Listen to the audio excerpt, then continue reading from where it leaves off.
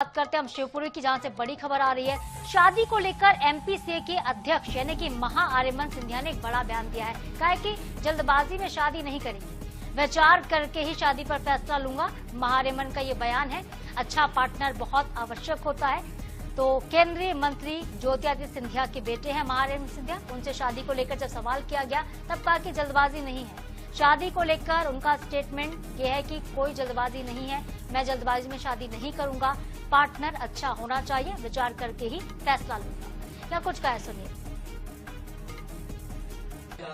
मैं अपने परिवार के बीच में हूँ, लेकिन शादी एक ऐसे निर्णय है जो आपको सोच समझ के लेंगे, क्योंकि वो आपकी पूरी जिंदगी की सबसे महत्वपूर्ण निर्णय है, राइट। वो आप एक पार्टनर को आप एक खोज रहे हैं, राइट। वो आपके लिए भी यही मुझे लगता है एक सलाह है, जल्दबाजी में शादी ना करें, क्योंकि आपका पार्टनर जो है आपको आपका एक सपोर्ट सिस्टम बनेगा, राइट। चाहे वो बिजनेस में हो, चाहे वो जिंदगी में हो, चाहे वो परिवार में हो, चाहे वो घर पे हो, तो इसे जल्दबाजी में निर्णय नहीं लेना चाहिए।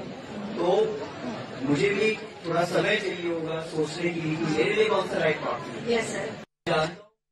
नगर से एक बेहद संवेदनशील और आक्रोश फैलाने वाला मामला सामने है। बाबा राव जो भीमराव साहब अम्बेडकर हैं, उनकी प्रतिमा के पास दो युवकों ने आपत्तिजनक हरकत की है। घटना के बाद समाज में भारी आक्रोश है। समाजजन ने प्रतिमा का 51 लीटर दूध से अभिषेक किया। लोगों ने दूध और गुलाब के जल से अम्बेडकर चौराहे का शुद्धिकरण भी किया है।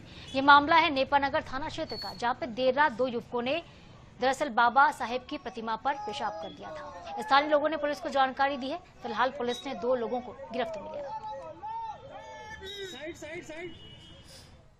स्नान बाबा साहब का इसलिए कराया गया है क्योंकि बाबा साहब हमारे परम पूजनीय हैं और कल रात्रि दो अज्ञात लोग आए थे यहाँ, जिन्होंने बाबा साहब के सामने प्रांगण के अंदर पेशाब की जानबूझकर की है घटना, जिससे सारा समाजजन निराश है। रात को सभी समाजजनों ने मिलकर एफआईआर दर्ज करवाई, जिसमें एट्रोसिटी लगी है और 298 की धारा लगी है। भैरुंदा तहसील के लाड़कुई वन परिक्षेत्र में वन्य जीवों के शिकार का सिलसिला लगातार जारी है। बीते दिन बगली खेड़ा बीट में गादल्या टप्पन में शिकारियों ने एक नीलगाय का शिकार किया। हालांकि वन विभाग की टीम मौके पर पहुंच गई। तुरंत कार्रवाई करते हुए दो शिकारी दीप सिंह बरेला और शोभाराम गिरफ्तार हुए थे। इनके पास से नीलगाय का मांस और शिकार में इस्तेमाल किए गए हथियार भी बरामद हुए हैं। वन अमले ने कहा है कि आदिवासी बाहुल्य क्षेत्रों में शिकार की घटनाएं लगातार बढ़ रही हैं और ऐसे में स्थानीय लोगों की भूमिका भी चिंताजनक है।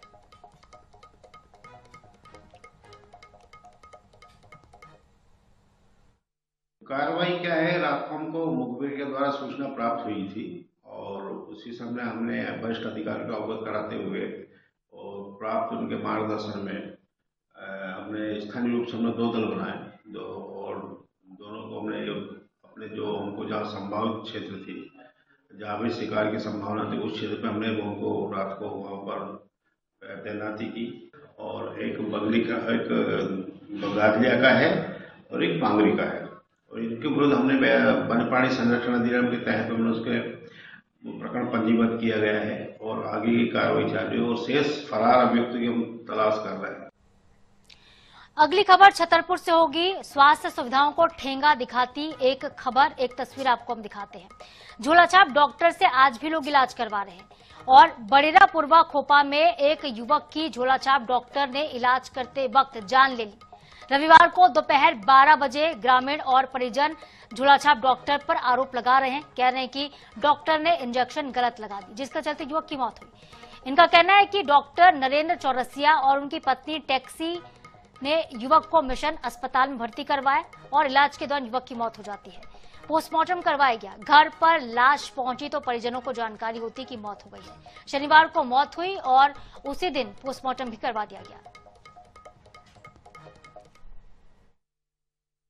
समस्या ये कि हमारे यहाँ के बड़ेरा पुरवा के एक जन कुशवाहा जी हैं, वो घर से आए, बोलो डॉक्टर लोसन दवाई करवा के 5-10 मिनट में लौट के आए।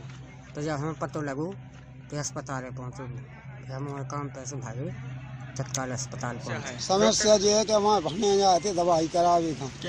क्या नाम है उनका? नरेंद्र चौरसिया के हैं, रमेश कुशवाहा। रमेश कुशवाहा। हाँ, ये जिनकी इंजेक्शन लगाने से मौत हाँ हुई। हाँ तो फिर क्या हुआ है? क्या जो हुआ है कि डॉक्टर साहब ने इंजेक्शन लगाओ साहब, उनके घर खत्म होगा वो बच्चा। फिर उनने किसी ना गांव वालों को खबर दिया ना उनके घर वालों को खबर दी। तो मैं अपनी बहू को दिखवाने के लिए आया तो मैंने पहचान लिया, तो डॉक्टर बोला कि चलो इसके साथ में जो कोई भी होवे इसके दस्तखत करो और इसके इलाज चालू होना है। तो मैंने डॉक्टर का नाम क्या है? डॉक्टर का नाम नहीं जानते, वहीं बड़े अस्पताल में रहते। अब हम नाम थोड़ी जानते हैं किसका क्या है नाम।